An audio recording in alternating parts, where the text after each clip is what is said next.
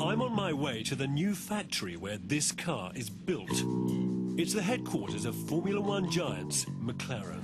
There's nothing much to see here. Looks a bit like a science park. At least it does, until you turn the corner.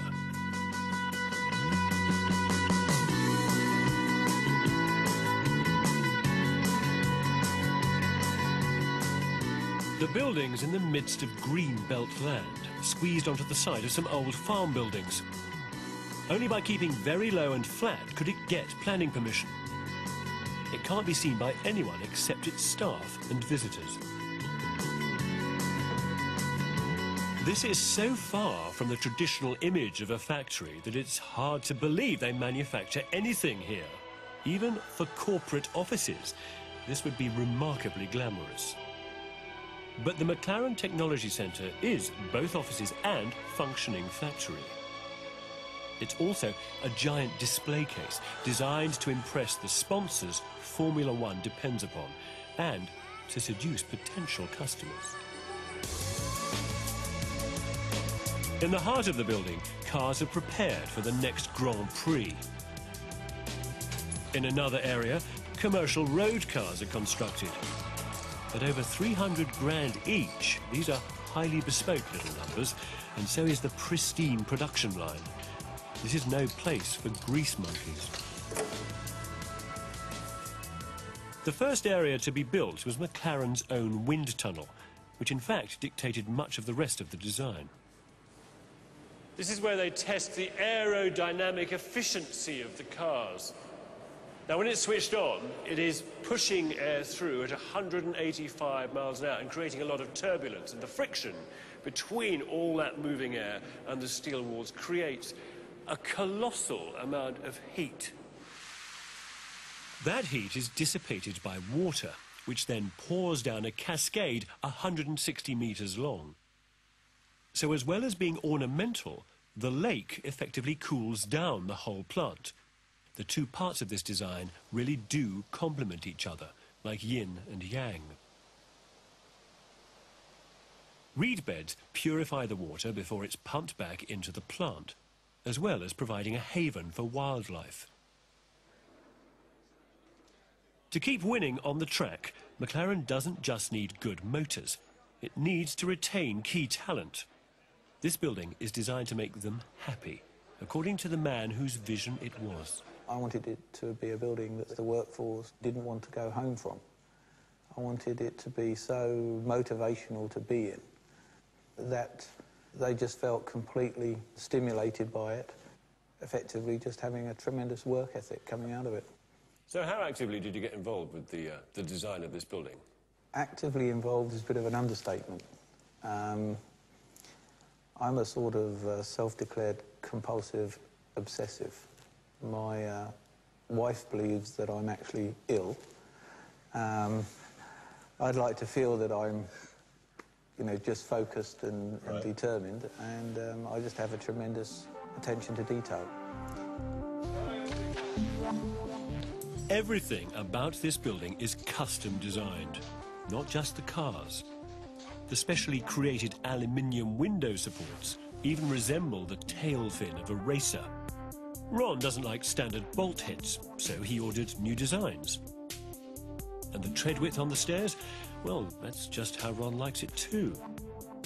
Ron thinks litter bins look messy, so his engineers created an inbuilt waste solution. He even had the fire exit signs designed in McLaren's typeface. Ron's chosen architect won the Stirling Prize last year with the Gherkin, and also back in 1998 with Duxford Air Museum. Norman Foster's high-tech style made him the perfect match.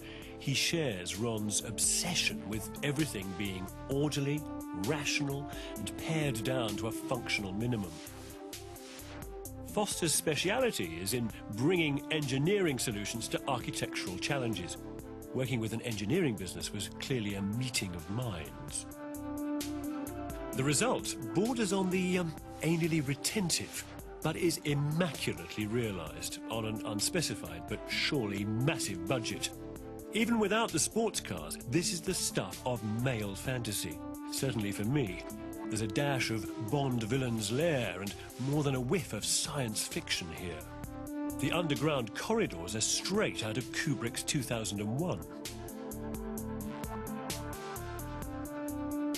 According to Ron, all of this was designed to motivate his staff. And the employees I met all strive to be as perfect as the engineering around them. Working in this building definitely makes you have a far higher professional approach towards what you're doing. I think Ron Dennis's whole culture is very much working to exacting standards, and the building reflects that. I like working in a cleanly, smart environment. And I mean, the car we're producing is, you know, state of the art. The building we're in is state of the art, and it just makes you work to a higher standard. Surely there are times when you get an oil spillage on the floor. I mean, it must be a pain in the neck to have to clear the place up all the time. It encourages you not to make a mess. If you were on an old garage floor, you might leave it, but we don't. That's the difference, I suppose. The cars have the grandstand view, facing the picture windows. One man, though, is bound to disagree with my scepticism. Lord Norman Foster. It is uniformly grey, isn't it? I mean, it is everywhere in this building. It's very full of sparkle there, isn't it? Very little in the way of colour. But it's...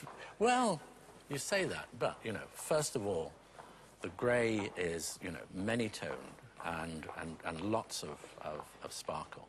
And no colour. But, you know, the performers of the cars, they're full of colour. Stars. Of course.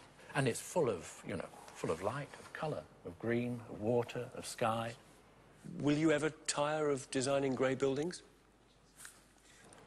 Never. This building is an adventure. It's a romance. It's a celebration. And it's very precise as well. No one can argue with Foster's unique place in British architecture. He impresses the critics with his engineering skill, but also creates buildings the public find beautiful and glamorous. That's why he's won the Stirling twice before, and could do again tonight.